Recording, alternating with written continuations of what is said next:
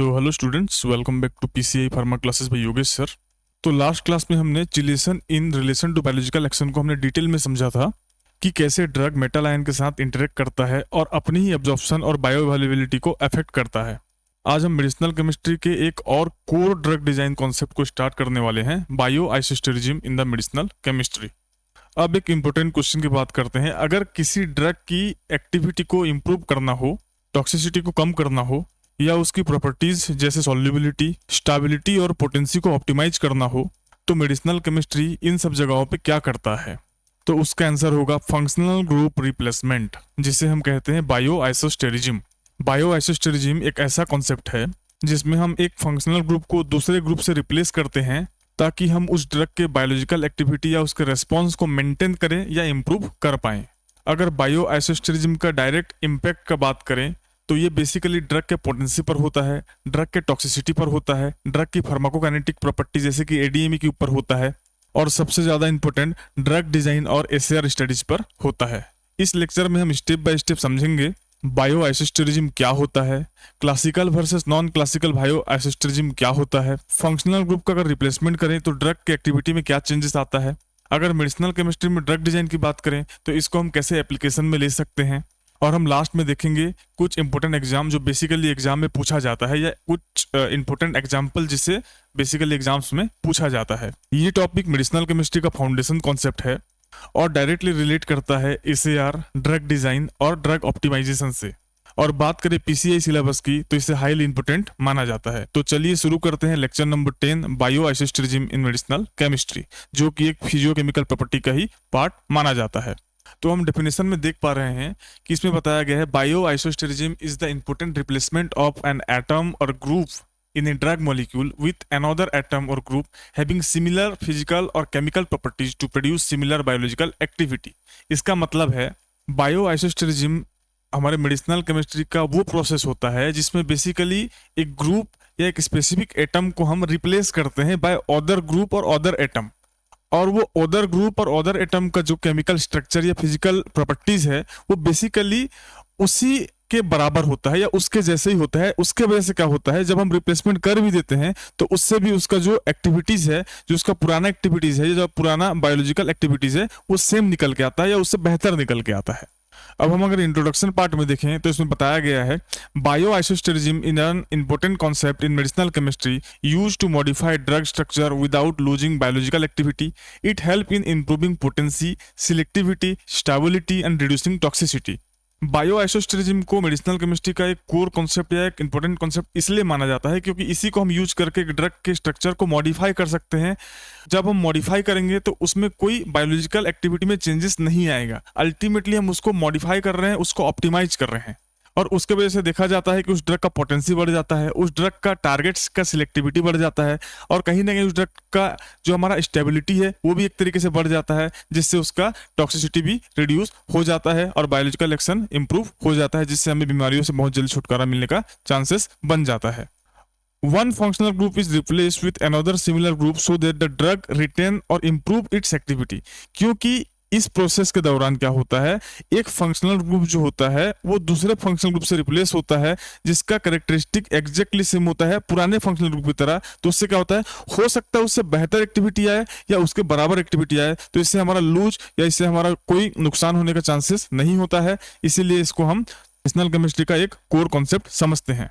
आगे हम देख पा रहे हैं टाइप्स ऑफ बायो आइसोस्टेरिज्म, जिसमें हम बेसिकली दो टाइप के बायो आइसोस्टेरिज्म देख पाते हैं। फर्स्ट है हमारा क्लासिकल बायो आइसोस्टेरिज्म, दूसरा है हमारा नॉन क्लासिकल बायो आइसोस्टेरिज्म। अगर क्लासिकल बायो आइसोस्टेरिज्म की बात करें, एटम और group having similar size, similar valency and similar electronic configuration, यानी इसमें अगर हम बायो आइसोस्टर की बात करें तो उसमें जो रिप्लेसमेंट होगा, जो जिस ग्रुप का रिप्लेसमेंट होगा या जिस फंक्शनल ग्रुप का रिप्लेसमेंट होगा, हो सकता है उसका साइज सेम हो, यहाँ पे मॉलिक्यूलर साइज की बात किया जा रहा है, हो सकता है उसका वैलेंसी सेम हो सकता है उसका इलेक्ट्रॉनिक कॉन्फ़िगरेशन सेम हो। जैसे कि हमारा एग्जाम्पल हम देख पा रहे हैं, हाइड्रोजन और फ्लोरीन के बीच में ये चीज देखा जाता है, हाइड्रोक्साइड आयन और एमीन आयन के बीच में ये चीज देखा जाता है। दूसरा अगर carboxylic acid and sulphonic acid का बात करें तो उसमें भी ये सिमिलरिटीज देखा जाता है। वहीं अगर हम नॉन क्लासिकल बायो आइसोस्टर की बात करें, group that do not strictly follow classical route but show similar biological effect.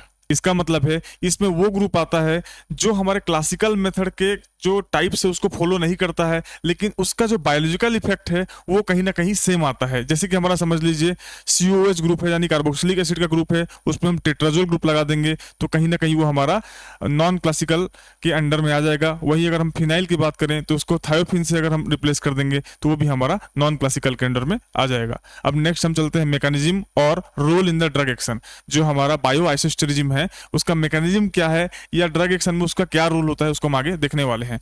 तो replacement of the functional group changes physicochemical properties, यानी अगर हम कोई भी ड्रग के बेसिक स्ट्रक्चर से या उसका कोर स्ट्रक्चर से अगर कोई भी फंक्शनल ग्रुप को रिप्लेसमेंट कर सकते हैं या करेंगे तो उससे क्या होता है उसका फिजियोकेमिकल प्रॉपर्टीज कहीं ना कहीं चेंज होने के चांसेस बढ़ जाता है, जिससे उसके एक्शन के ऊपर भी चेंजेस देखने को मिलेगा। मेंटेन इंटरेक्शन विथ रिसेप्टर, यानी जब हम बायो आइसोस्टेरिज्म का कॉन्सेप्ट को समझते हैं तो हमें यह समझ में आता है कि जो बायो आइसोस्टेरिज्म प्रोसेस होता है बेसिकली क्या करता है, ये एक चीज को मेंटेन करता है जिससे हम इंटरेक्शन विद रिसेप्टर बोलते हैं। यानी ड्रग जब रिसेप्टर या टारगेट के पास पहुंचता है तो उससे जो इंटरेक्शन होता है उसको भी कहीं ना कहीं बायो आइसोस्टेरिज्म मेंटेन करने में हमें मदद करता है।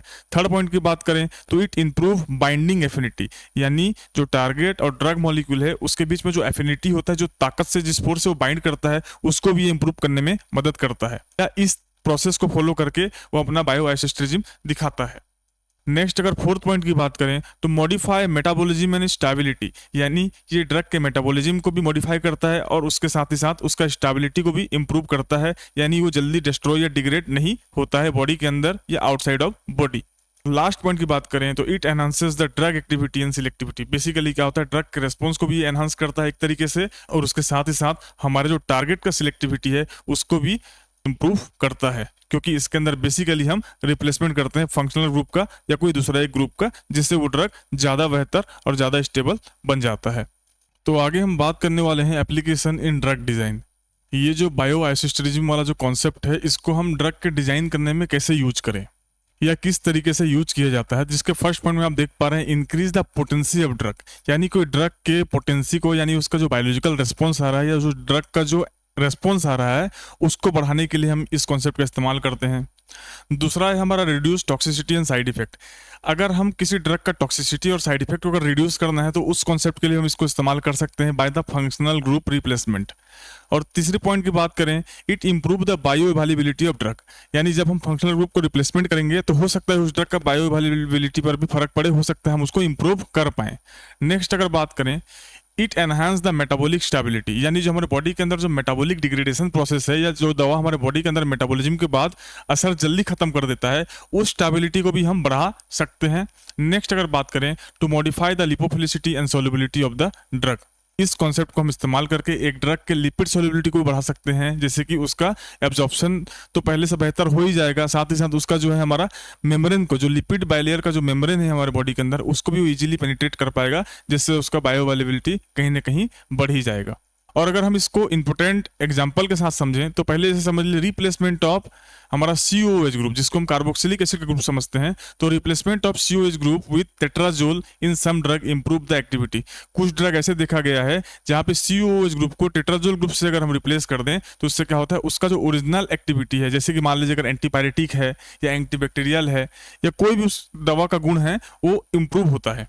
नेक्स्ट अगर बात करें तो replacement of hydrogen with fluorine, अगर हम हाइड्रोजन को फ्लोरीन से अगर रिप्लेसमेंट करें बहुत सारे ड्रग में तो उससे उस ड्रग का स्टेबिलिटी यानी काम करने की जो टाइम लाइन है या खराब होने की जो टाइम लाइन है वो हमारा ठीक हो जाता है, इंप्रूव हो जाता है। नेक्स्ट अगर बात करें हम एरोमेटिक रिंग रिप्लेसमेंट, अगर बहुत सारे ड्रग रहता है जिसमें अगर हम एरोमेटिक रिंग को रिप्लेसमेंट कर देते हैं तो इंप्रूव द ड्रग बाइंडिंग, यानी वो ड्रग की टारगेट के साथ बाइंड करने का जो कैपेबिलिटीज होता है वो बढ़ जाता है। तो इस तरीके से हम बायो आइसोस्टेरिज्म को एप्लीकेशन में ले सकते हैं। तो इसके दौरान हमने कुछ स्पेसिफिक वर्ड देखा था, जैसे कि हमारा आइसोस्टर। आइसोस्टर का मतलब होता है एटम और group with similar physical properties, यानी ऐसे ग्रुप जो दूसरे वैसे ही दिखने वाले ग्रुप के बराबर फिजिकल प्रॉपर्टीज रखता हो और दिखता भी सेम हो। अगर वहीं बायो आइसोस्टर की बात करें तो group with similar biological effect, यानी ऐसा ग्रुप या ऐसा मेडिसिन या उस मेडिसिन का ऐसा एक पार्ट जिसको हम रिप्लेस करने पर उसका जो बायोलॉजिकल इफेक्ट है सिमिलर आए या सिमिलर एक्टिविटी प्रोड्यूस करे। वहीं अगर हम इसमें इंपॉर्टेंट कॉन्सेप्ट की बात करें तो सबसे कोर कॉन्सेप्ट अगर कोई चीज है तो वो ये है कि bioisosterism is use to modify the drug without losing activity but improving their overall performance. जब हम बायोआइसोस्टेरिज्म प्रोसेस का इस्तेमाल करते हैं एक ड्रग को मॉडिफाई करने के लिए, तो उससे बेसिकली क्या होता है, उसमें कोई चांस नहीं होता कि उस ड्रग की जो एक्टिविटी है वो उल्टा रिड्यूस हो जाए, बल्कि कहीं ना कहीं हम इसको उस कॉन्सेप्ट को इस्तेमाल करके इंप्रूव ही कर सकते हैं। तो इस पूरे कॉन्सेप्ट को मैंने 5 लाइन में समराइज किया है। अगर हम इस 5 लाइन के समरी को याद कर लेते हैं तो कहीं ना कहीं हमें ये पूरा कॉन्सेप्ट एक तरीके से हमारे दिमाग में याद रह जाएगा। जिसमें फर्स्ट पॉइंट बताया गया है कि bioisosterism involve replacement of group with similar properties. इसका मतलब है बायोआइसोस्टेरिज्म ऐसा प्रोसेस है जिसमें हम ग्रुप्स को उसके सिमिलर प्रॉपर्टीज वाले ग्रुप के साथ या फंक्शनल ग्रुप के साथ रिप्लेसमेंट करते हैं ताकि हम ड्रग के कैरेक्टरिस्टिक को इंप्रूव कर पाएं। सेकंड पॉइंट की बात करते हैं तो it help in the improving drug activity and reducing toxicity, यानी ये ड्रग के एक्टिविटी को इंप्रूव करता है और उसके टॉक्सिसिटी को रिड्यूस करने में भी हमें मदद करता है। वहीं अगर थर्ड पॉइंट की बात करें, 2 types are classical and non classical bioisostere. मतलब हमने जब इसका क्लासिफिकेशन देखा था या टाइप्स देखा था तो बेसिकली हमें 2 टाइप के उसका क्लासिफिकेशन मिला था, जो कि classical and non classical bioisostere कहलाता है। It is widely used in the drug design and optimisation.